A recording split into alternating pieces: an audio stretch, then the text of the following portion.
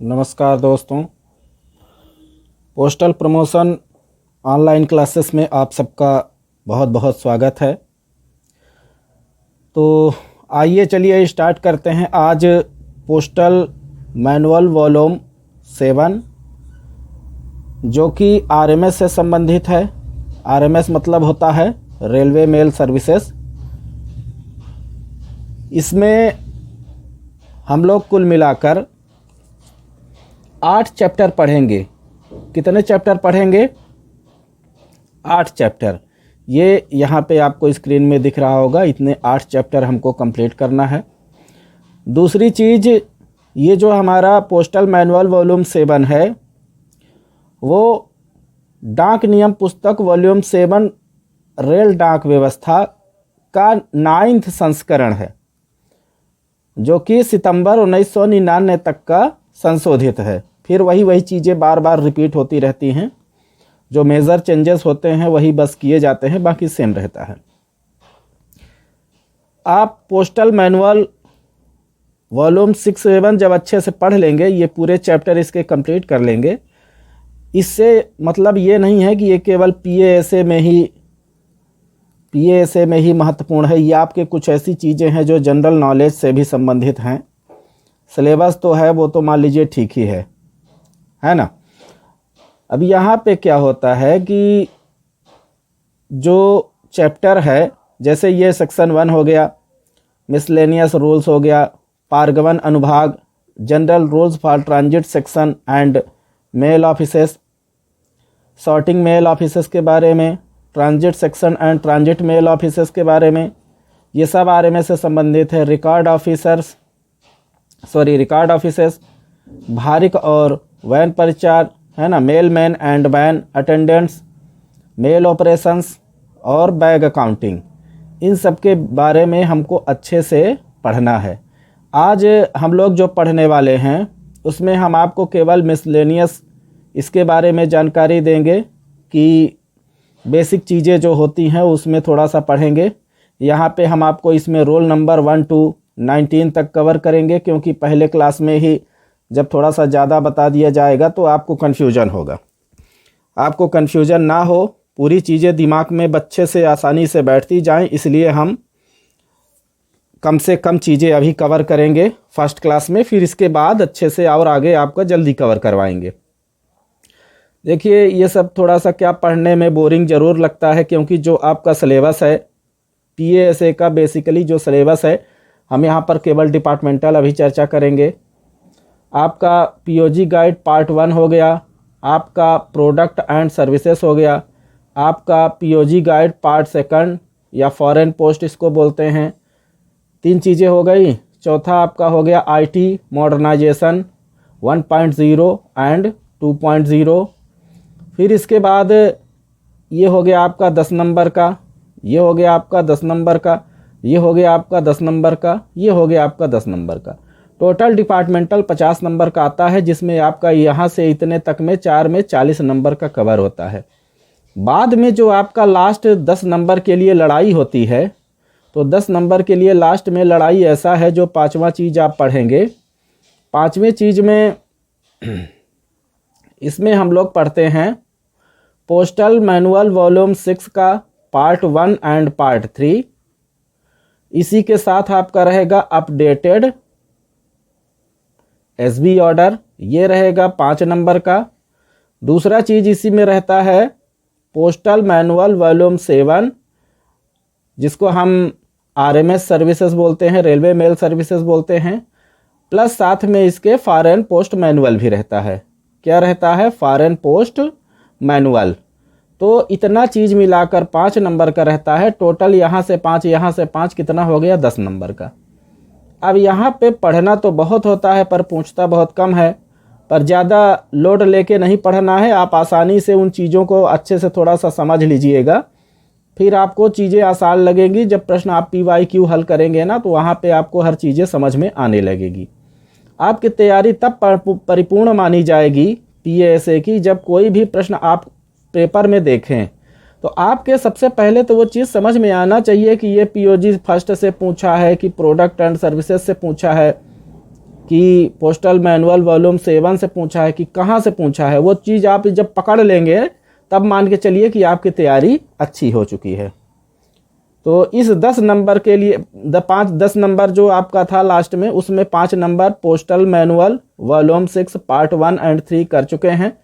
आपको हम updated SB order अलग से बताएंगे, वो पिछली क्लास में बता भी चुके हैं। और पोस्टल मैनुअल वॉल्यूम 7 पढ़ेंगे और फॉरेन पोस्ट मैनुअल का जो है उसके बारे में जानकारी दूंगा। तो ये चीज़ आपका कंप्लीट हो चुका है। अभी यहाँ से आपका इतना चीज़ बचा हुआ है पोस्टल मैनुअल वॉल्यूम 7।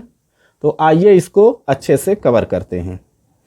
सबसे पहला चैप्टर है आपका मिसलेनियस रूल्स या विधिक नियमावली, इसको पढ़ेंगे। इसमें हम 1 से लेकर 19 क्लास तक पढ़ेंगे।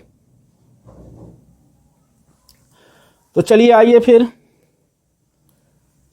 से आपका क्लास नंबर फर्स्ट है departments of a set of sorting post offices, यानी छटाई डाक कार्यालय के एक सेट के विभाग। कौन कौन से विभाग होते हैं? तो कार्य और उत्तरदायित्व की दृष्टि से सेक्शन और छटाई डाक कार्यालय का प्रत्येक सेट निम्नलिखित विभागों में बांटा गया है। इसमें पूछता है कि हेड सॉर्टिंग असिस्टेंट किसके इंचार्ज होते हैं। मेल डिपार्टमेंट आपका जाएगा हेड सॉर्टिंग असिस्टेंट, छटाई अधिकारी जो होगा उसका। सॉर्टिंग डिपार्टमेंट सीधी बात है sorting assistant. Registration department registration sorting assistant. और पार्सल डिपार्टमेंट जो होता है वो पार्सल सॉर्टिंग असिस्टेंट उसका अधिकारी होता है। ये 4 चीज़ें हैं, डाक विभाग, छटाई विभाग, रजिस्ट्री विभाग, पार्सल विभाग। हिंदी में भी देख लीजिए। डाक विभाग प्रधान छटाई सहायक, छटाई विभाग छटाई सहायक, रजिस्ट्री विभाग रजिस्ट्री सहायक और पार्सल विभाग पार्सल छटाई सहायक। ये इसके एक तरह से मान लीजिए कि इंचार्ज हो गए। दूसरी चीज क्या होता है, जहां एक अलग पार्सल छटाई सहायक नहीं नियुक्त होते हैं, मतलब जहां पे पार्सल सॉर्टिंग असिस्टेंट नहीं होते हैं, तो वहां पार्सल की ड्यूटी रजिस्ट्री छटाई सहायक को सौंप दी जाती है।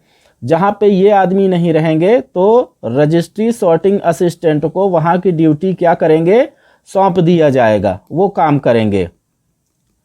और जिन सेटों में सिर्फ 2 ही छटाई सहायक होते हैं, वहां प्रधान छटाई सहायक अपने कार्य के साथ सॉर्टिंग विभाग के सारे कार्य भी देख सकता है। मतलब जहां एक दो ही छटाई सहायक होते हैं, सॉर्टिंग असिस्टेंट होते हैं, वहां पर हेड सॉर्टिंग असिस्टेंट अपने कार्य के साथ में सॉर्टिंग विभाग से भी संबंधित सभी कार्य वो देख सकता है। और रजिस्ट्री सहायक पार्सल का काम देखता है। कौन देखता है पार्सल का काम? रजिस्ट्री सहायक। रजिस्ट्री सहायक सॉर्टिंग असिस्टेंट किसका काम देखेगा? पार्सल का। जब यहाँ पे क्या होता है, एचएसए जब काम देखेगा सॉर्टिंग का, तो रजिस्ट्री सहायक जो होता है वो पार्सल का काम देखेगा। तीसरे नंबर पे किसी सेट का इंचार्ज कोई सिलेक्शन ग्रेड प्रधान छटाई सहायक हो, हेड सॉर्टिंग असिस्टेंट या सेक्शन ग्रेड का अधिकारी हो, तो डाक की प्राप्ति और प्रेषण, माने डाक प्राप्त करने का और प्रेषण का तथा डाक थैलों को खोलने और बंद करने से संबंध डाक विभाग के कार्य किसी वरिष्ठ समयमान छटाई सहायक या सहायकों को सौंप दिए जाते हैं। उनका पदनाम डाक छटाई सहायक होगा। अब यहाँ पे जो वो काम करेंगे उनका क्या पद होगा? मेल सॉर्टिंग असिस्टेंट, डाक छटाई सहायक। तो मेल का क्या कौन इंचार्ज होता है? मेल डिपार्टमेंट का होता है हेड सॉर्टिंग असिस्टेंट, इसका इंचार्ज होता है। इसको याद करके रखिएगा, बाकी तो सब ठीक है। अब आते हैं क्लास नंबर 2 पे। Posting of prepaid unregistered articles in train and mail offices, यानी पूर्व दत्त गैर रजिस्ट्री वस्तुओं को रेलगाड़ियों और डाक कार्यालयों में डाक में डालना। रेलगाड़ियों के लेटर बक्सों में दिन या रात में किसी समय और रेल डाक सेवा में संलग्न लेटर बक्सों में डाक ले जाने वाली गाड़ी के लिए देय फीस जो होता है उसकी वसूली के लिए निर्धारित समय में देय डाक भार के अतिरिक्त लेट से फीस पेशगी चुकाने के बाद, मतलब कि आप अगर लेट फी उसका पेड करते हैं तो गैर रजिस्ट्री वस्तुएं जैसे लेटर हो गया, आपका चिट्ठिया हो गया, पोस्ट कार्ड हो गया, पैकेट हो गया, ये डाक में क्या होती है, डाली जाती हैं। जब कभी भी आप उसका लेट फी का पेमेंट कर देते हैं तो अनरजिस्टर्ड आर्टिकल को आप उसमें डाल सकते हैं। फिर पोस्ट कार्ड को छोड़कर शेष ऐसी वस्तुओं पर जिन पर देर की फीस नहीं चुकाई गई है उनको रोक ली जाएगी या उनके अदत्त देर फीस की मुहर लगा दी जाएगी। दो में से एक काम कर लिया जाएगा। किस पर? पोस्ट कार्ड को छोड़कर ऐसी सभी वस्तुओं पर। तो इसमें सुविधा ये भी रहती है कि आप लेट फीस के साथ भी उसको पोस्ट कर सकते हैं। अब आता है क्लास नंबर 3, सरकारी पत्र व्यवहार में अनुभागों का उल्लेख। सरकारी पत्र व्यवहार में अनुभागों का, सेक्शंस का उल्लेख। जब कभी किसी सरकारी पत्र व्यवहार में अनुभाग का उल्लेख करना हो तो बड़ी गड़बड़ी से बचने के लिए उसके पदनाम के बाद कोष्टक में अनुभाग की बीट को, सेक्शन के बीट को भी नीचे लिखे ढंग से अवश्य जोड़ देना चाहिए, है ना। यदि 2 या 2 से अधिक सेक्शंस की बीट एक ही हो, 2 या 2 से अधिक सेक्शन की बीट मान लीजिए एक ही हो, तो पहली बार सेक्शन के उल्लेख के समय उस रेलगाड़ी का नाम भी जिसमें उल्लिखित अनुभाग का काम कर रहा हो उसको भी जोड़ देना है, उसको भी जोड़ देना चाहिए। अब यहाँ पे एक टिप्पणी के रूप में, नोट के रूप में बताया गया है कि किसी सेक्शन के विरुद्ध रिपोर्ट करते समय उसमें पदनाम के अतिरिक्त संबंध सेट की संख्या और तारीख दोनों होना चाहिए। मतलब तारीख भी होना चाहिए और सेट की संख्या, इसका मेंशन करना जरूरी है।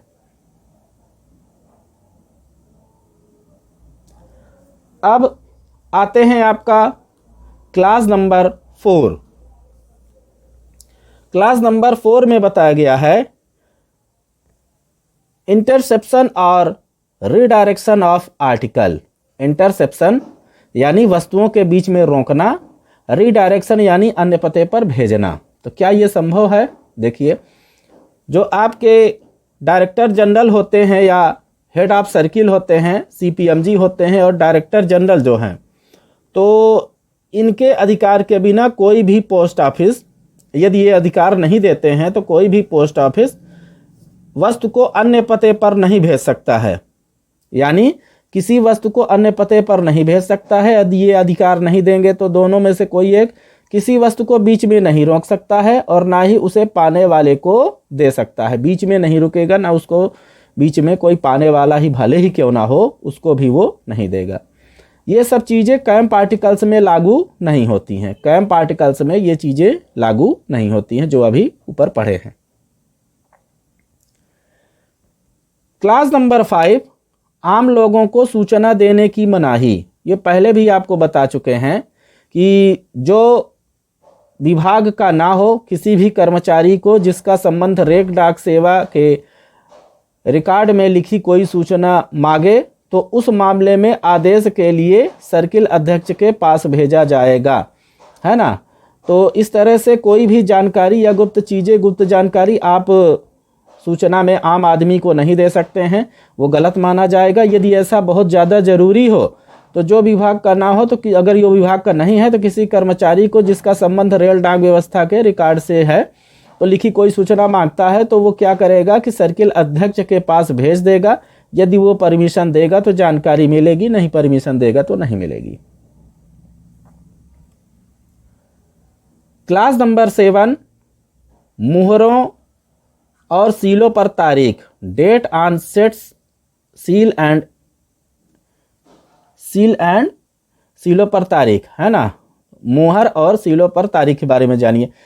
किसी सेक्शन या डाक कार्यालय के किसी सेट की तारीख मुहर और सीलों पर उसी दिन की तारीख दिखाई जानी चाहिए जिस दिन उस सेट के काम के घंटे शुरू किए गए हों। भाई इसमें क्या होता है, आरएमएस में सेट होता है, सेट के हिसाब से ड्यूटी लगाई जाती है। तो जिस दिन उस सेट में काम के घंटे शुरू होते हैं उसी डेट का सील और उसमें डेट और सील, उसमें यही चीज़ सेम डेट का होना चाहिए। अब आते हैं क्लास नंबर 7 पे, डिसरप्शन इन पोस्टल ट्रांसपोर्ट, डाक परिवहन में अवरोध। डाक परिवहन में अवरोध।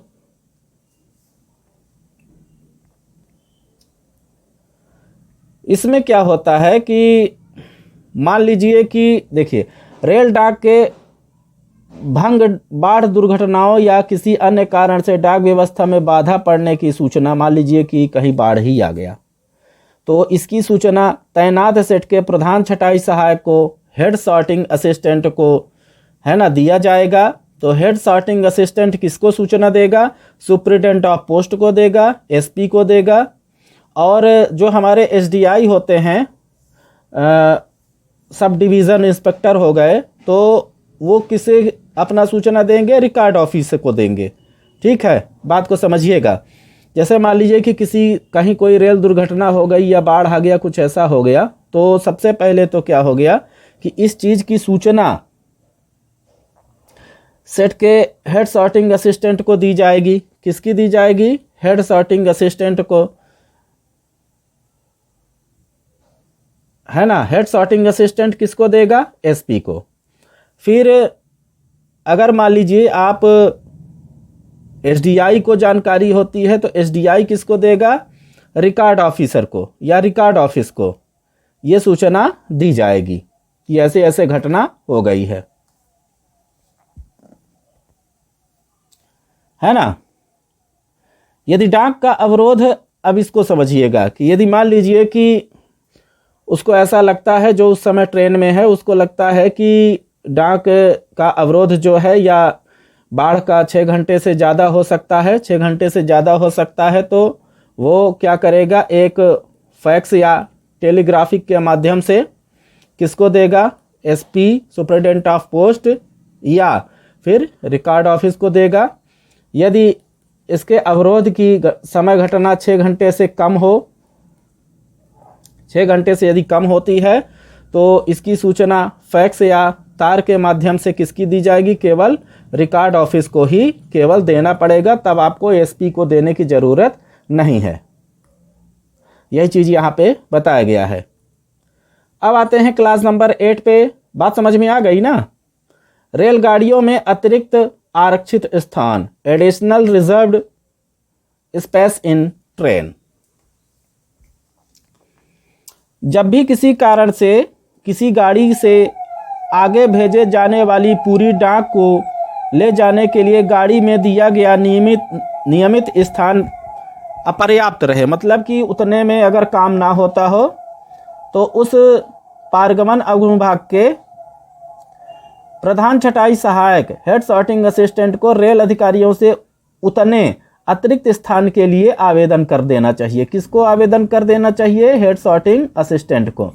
मतलब कि यदि इससे ज़रूरत पड़ती है तो इनको एक आवेदन देना चाहिए कि हमको इतने स्पेस में नहीं हो रहा है, थोड़ा सा और स्पेस हमारा बढ़ाया जाए। दूसरी चीज़ क्या होता है कि रिकॉर्ड ऑफिसर या डाक एजेंट, मेल एजेंट यदि उपलब्ध हो, तो वह स्थिति के अनुसार अतिरिक्त स्थान का आवेदन रिकॉर्ड अधिकारी या डाक एजेंट के द्वारा किया जाना चाहिए।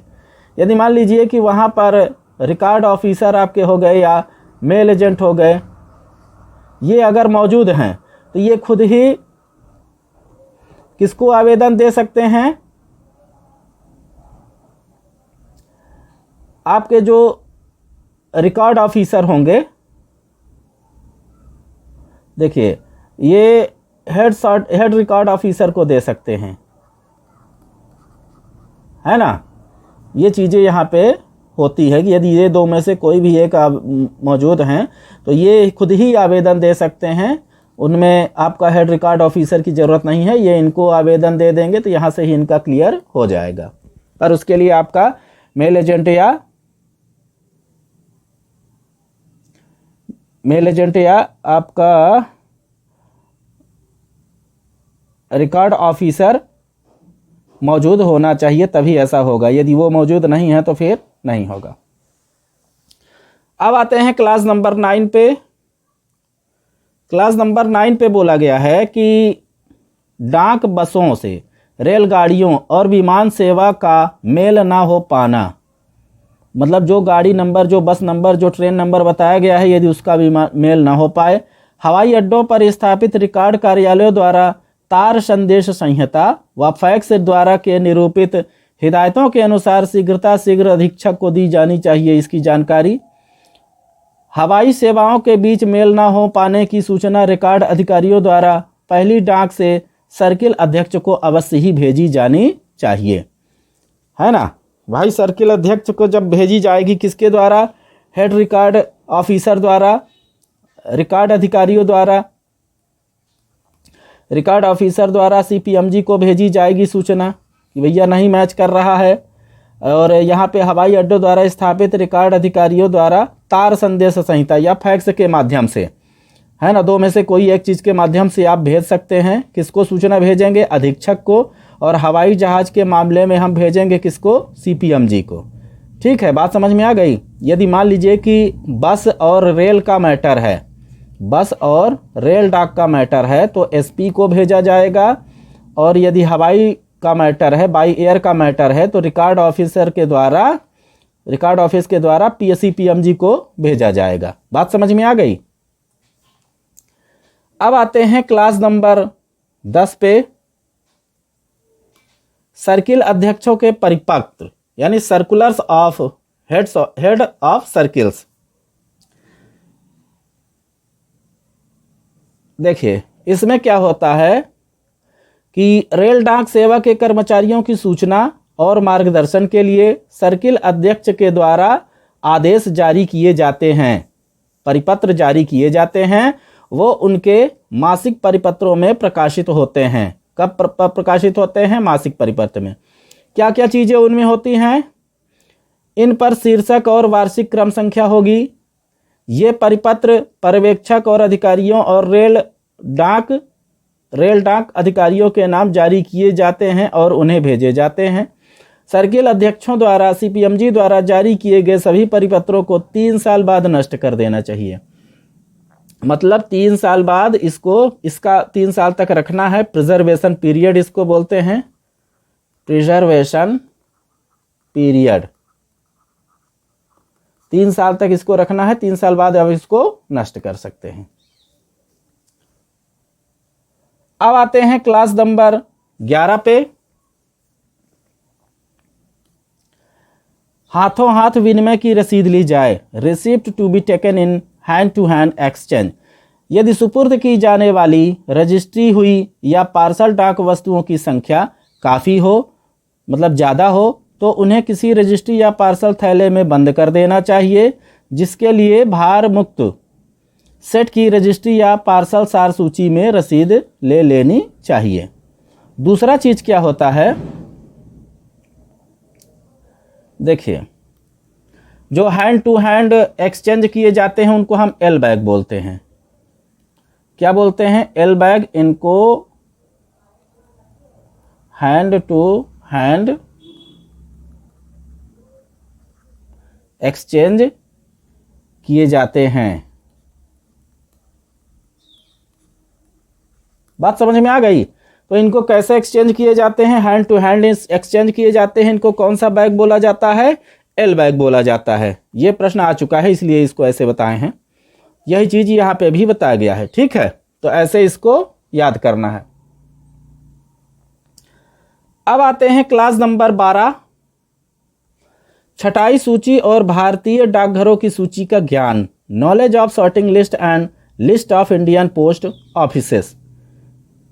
तो इसमें क्या होता है कि छटाई सूची, हर छटाई सहायक के लिए यह अवश्य आवश्यक है कि वो छटाई सूची को पूरी तरह से याद कर ले, ताकि वो सॉर्टिंग में क्या हो, उसको ज़्यादा टाइम ना लगे, वो जल्दी से सॉर्टिंग कर ले। इसलिए वो सूची को वो याद कर ले। नोट के रूप में दिया गया है कि अधीक्षक, निरीक्षक या रिकॉर्ड अधिकारी छटाई सहायक को उसके विश्राम के समय भी छटाई के अभ्यास के लिए उपस्थित होने का आदेश दे सकते हैं। कौन दे सकते हैं?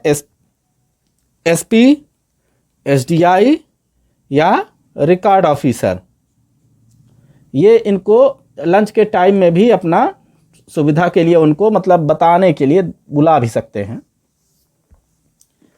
क्लास नंबर 13, छटाई सहायक को छटाई सूची देना, supply of sorting list to the sorting assistant.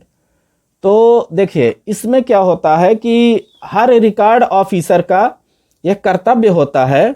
किसका कर्तव्य होता है, यहाँ से समझ लीजिएगा, रिकॉर्ड ऑफिसर का, कि जब कभी भी किसी कर्मचारी से सॉर्टिंग लिस्ट वापस लेने के लिए कहा जाए, सॉर्टिंग लिस्ट वापस लेने के लिए कहा जाए, तो ऑफिसर उनको वापस करवाएगा, रिकॉर्ड ऑफिसर इनको वापस करवाएगा सॉर्टिंग लिस्ट को, तथा सॉर्टिंग लिस्ट के गुम हो जाने पर कर्मचारी से ₹1 रिकॉर्ड क्लर्क कर्मचारी को दिलवाएगा। मतलब मान लीजिए यदि सॉर्टिंग लिस्ट किसी कारण गुम हो गई तो ₹1 रिकॉर्ड क्लर्क को कर्मचारी के द्वारा, रिकॉर्ड क्लर्क जो उस समय पे होगा उसको ₹1 उस कर्मचारी के द्वारा उसको पेनाल्टी के तौर पर देना पड़ेगा।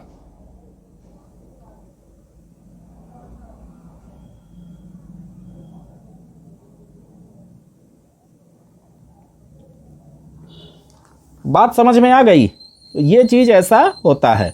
देखिए यहाँ पे दिया भी गया है कि जब कभी कर्मचारियों को छटाई सूची लौटाने को कहा जाए तो उनसे छटाई सूची को वापस कराना रिकॉर्ड अधिकारी का कर्तव्य होता है, और सूचियाँ यदि खो जाती है तो नई प्रति देने के पहले छटाई के नाम मात्र शुल्क के रूप में कर्मचारी से ₹1 का वसूल किया जाएगा और उसे रिकॉर्ड क्लर्क को दे दिया जाएगा।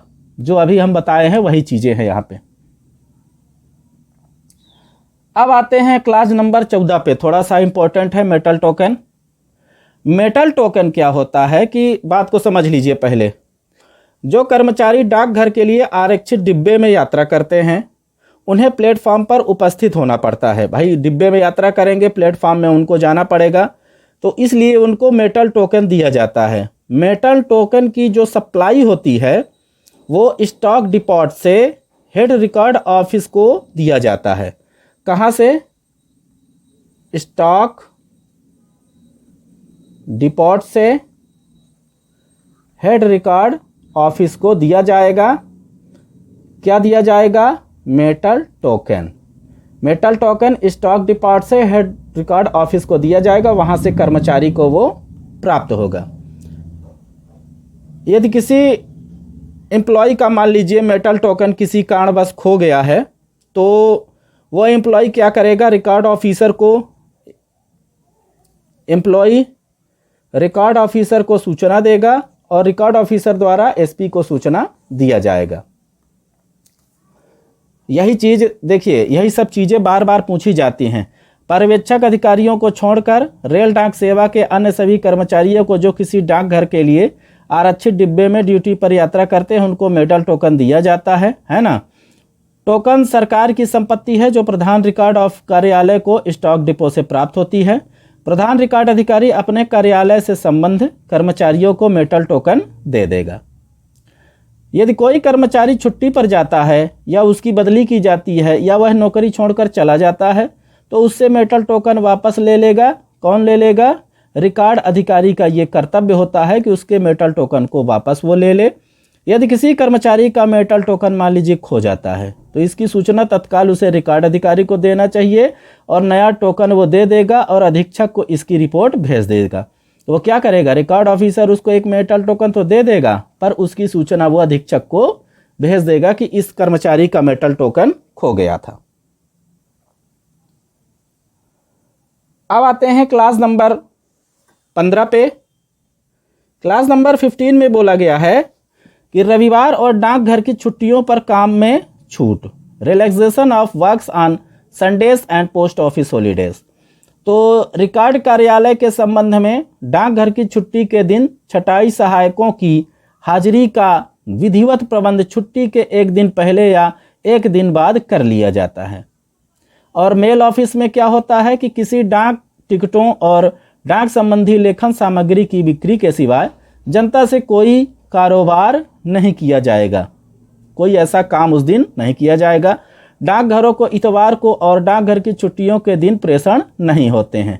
ये चीज़ें दोनों क्या होती हैं? संडे को और अन्य छुट्टियों में ये सब चीज़ें बंद रहती हैं। अब आते हैं class number 16, memorandum of work distribution, कार्य वितरण का ज्ञापन, इसको थोड़ा सा समझ लीजिएगा। तो डिस्ट्रीब्यूशन ऑफ जो वर्क होता है वो एसपी द्वारा जारी किया जाता है, सुपरिटेंडेंट ऑफ पोस्ट, जहां पर एक से अधिक कर्मचारी होते हैं। और रिकॉर्ड ऑफिस के लिए देखिए थोड़ा सा,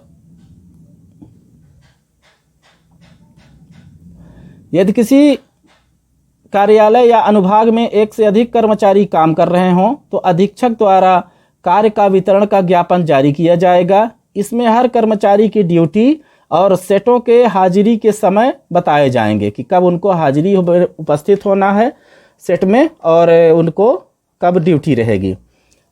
रिकॉर्ड कार्यालय के मामले में ज्ञापन में इस बात का उल्लेख होना चाहिए कि रिकॉर्ड अधिकारी किन घंटों के बीच कार्यालय में अवश्य हाजिर रहेगा, उसे कार्यालय में क्या क्या काम करने होंगे और किन रेलगाड़ियों पर हाजिर होना होगा। पहले रिकॉर्ड अधिकारी ही काम वितरण का ज्ञापन तैयार करेगा और उसे अधीक्षक को अग्रेषित कर देगा। कौन तैयार करेगा? Record officer. फिर क्या होता है कि छटाई सॉर्टिंग सेक्शन या सॉर्टिंग का ब्यौरा वो उल्लेख होगा कि किस छटाई सहायक को किन किन थैलों की वस्तुओं की जांच और पैकिंग करनी है। किसी कार्यालय या अनुभाग के कार्य वितरण का ज्ञापन पहले निरीक्षक द्वारा तैयार किया जाएगा और वह अधीक्षक को भेज देगा। मतलब यहाँ पे पहले एसडीआई द्वारा तैयार किया जा रहा है, फिर इसको अधीक्षक साहब को फॉरवर्ड कर दिया जाएगा। ठीक है, तो ये memorandum of distribution of work है, मतलब कार्य वितरण का ज्ञापन। अब आते हैं क्लास नंबर 17, रिकॉर्डों का निपटान, डिस्पोजल ऑफ रिकॉर्ड्स। इसको हम प्रिजर्वेशन पीरियड भी बोलते हैं, प्रिजर्वेशन ऑफ पीरियड्स। तो पहले नंबर पे दिया गया है डकैती हो जाए, चोरी हो जाए, इससे संबंधित कोई परिपत्र है अंतर्देशीय डाक के मामले में, तो मामला खत्म होने के 1 वर्ष के बाद उसको हम डिस्ट्रॉय कर सकते हैं। 1 वर्ष तक उसको रखना है। ये सब चीज़ें 3 वर्ष के लिए हैं। कौन कौन सी? स्टॉक डिपो से प्राप्त होने वाले बीजक, स्टॉक डिपो को लौटाए गए कार्बन नकलें, कापी, किसी डाक कार्यालय और किसी अनुभाग की आदेश पुस्तिका, ये पूछता है। किसी डाक कार्यालय ऑफिस या सेक्शन की ऑर्डर बुक कितने साल तक रख सकते हैं? तो 3 साल तक रख सकते हैं। स्टॉक डिपो को लौटाई गई वस्तुओं के कार्बन नकल, ये भी 3 साल के लिए। प्राप्त उसके बीजक 3 साल के लिए। तो ये सबको हम 3 इयर्स के लिए रख सकते हैं। उसके बाद हमको इन्हीं के क्या है, डिस्पोजल कर देना है, उसका निपटान कर देना है। फिर क्या होता है, 18 माह वाले देख लीजिए। रेल डाक सेवा के कार्यालय और अनुभागों के कार्यपत्रक हो गए। रजिस्ट्री वस्तुओं के निपटान के बारे में पत्र व्यवहार हो गए। व्यवस्था रजिस्टर, हाजिरी रजिस्टर तथा दैनिक रिपोर्ट हो गया। इनको हम कब तक रख सकते हैं? 1.5 साल, यानी 18 महीने। बात समझ में आ रही है? और सर्कुलर इशूड बाई, जो आपका हेड ऑफ सर्किल द्वारा जो सर्कुलर जारी होता है, हेड ऑफ सर्किल यानी सीपीएमजी द्वारा जो सर्कल जारी होगा, उसको भी हम 3 साल के लिए रख सकते हैं, है ना। 3 साल बाद उसको भी डिस्ट्रॉय कर देना पड़ता है। ये हो गया आपका डिस्पोजल ऑफ रिकॉर्ड। टाइम याद कर लीजिएगा, टाइम पूछता है, बार बार पूछता है, इसमें कोई दो राय नहीं है। अब आते हैं क्लास नंबर 18, बिक्री के लिए डाक टिकट लेखन सामग्री, फ्लैटलिक स्टेशनरी फॉर सेल। तो देखिए, जिस डाक कार्यालय में, यहाँ थोड़ा सा आइएगा, डाक कार्यालय को डाक टिकटों और लेखन सामग्री का कुछ स्टॉक जनता को बेचने के लिए दिया जाता है। जिस डाक कार्यालय में जितनी रकम के डाक टिकट लेखन सामग्री रखे जाएंगे, इसका निश्चय कौन करेगा? अधीक्षक करेगा कितने का रखना है। उनकी रकम की टिकटें आवेदन पर सबसे नज़दीक के प्रधान डाकघर द्वारा रिकॉर्ड कार्यालय को शुरू में सप्लाई कर दी जाती है ना। तो रिकॉर्ड कार्यालय को सप्लाई की जाएगी प्रधान डाकघर के द्वारा, हेड ऑफिस के द्वारा। यदि किन्हीं टिकटों की बिक्री एक उचित समय के भीतर ना हो पाए और उनका नुकसान पहुंचने का खतरा हो तो इसकी रिपोर्ट तुरंत अधीक्षक को दे देनी चाहिए। जैसे मान लीजिए कि कुछ डाक टिकट अगर नहीं बिकते हैं, किसी कारण बस वो रखे रह गए, तो उसकी सूचना हमें किसको देना चाहिए? अधीक्षक को देनी चाहिए। क्लास नंबर 19, सरकारी धन की अभिरक्षा, कस्टडी ऑफ गवर्नमेंट मनी। प्रत्येक रिकॉर्ड और उप रिकॉर्ड कार्यालय को सर्किल अधीक्षक के अपने निर्णय से एक रोकड़ शेफ या एक तिजोरी दी जाएगी, जिसमें कोई निजी धन या संपत्ति सेफ या तिजोरी में नहीं रखी जानी चाहिए। देखिए इसमें क्या होता है, सरकारी धन की अभिरक्षा के लिए एक तिजोरी दी जाती है, इसमें भी आप पैसा रखेंगे। बाकी इसमें आप अपना पर्सनल रुपया पैसा नहीं रखेंगे। पर्सनल आप कोई भी चीज़ें इसमें रुपया पैसा अन्य चीज़ें नहीं रख सकते हैं। तो ये रहा आपका पोस्टल मैनुअल वॉल्यूम 7, है ना, जिसमें हमें आरएमएस के बारे में रेलवे डाक व्यवस्था के बारे में जानेंगे। ये आपका पहला क्लास था। सेक्शन नंबर 1 हम कवर किए हैं 1 से लेकर 19 क्लास तक। इसके बाद का हम नेक्स्ट क्लास में आपको बताएंगे। बाकी कि यदि आप हमारे चैनल को अभी तक सब्सक्राइब नहीं किए हैं तो प्लीज़ सब्सक्राइब कर लीजिए, बेल आइकन को प्रेस कर लीजिए, जिससे आपको नोटिफिकेशन कोई भी आता है तो मिल जाए। दूसरी चीज़ क्या है, यदि आपको वीडियो अच्छा लगे, क्लास अच्छा लगता हो, तो थोड़ा सा क्लास को लाइक कर दिया करिए, और बाकी अपने दोस्तों को भी इस कोचिंग के बारे में अधिक से अधिक बताइए, जिससे उनको भी इसका लाभ मिल सके। तब तक के लिए बहुत बहुत धन्यवाद। नमस्कार।